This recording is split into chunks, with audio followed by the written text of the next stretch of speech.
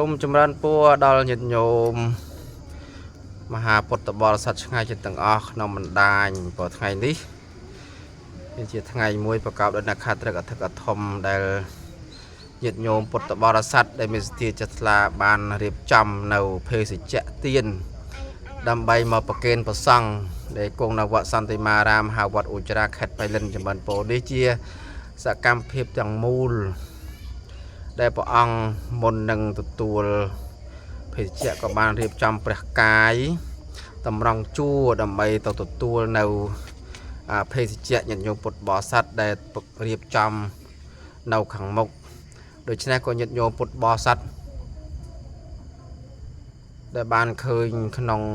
វីដេអូនេះក៏សូមត្រេកអរអនុមោទនានិងជួយគាំទ្រនៅ Channel YouTube របស់ខ្ញុំគណៈអាត្មាភាពផងព្រោះហើយក៏សូមញាតិញោមពុទ្ធបរិស័ទទាំងអស់មេត្តាចេះថ្លាអនុមោទនានៅការប្រគេននៅភេសជ្ជៈរបស់ពុទ្ធបរិស័ទបន្តិចទៀតនេះអញ្ចឹងសូមញាតិញោមពុទ្ធបរិស័ទទាំងអស់តាមដាននៅសកម្មភាពនៃការនិមន្តទៅក៏ដូចជាការប្រគេនភេសជ្ជៈរបស់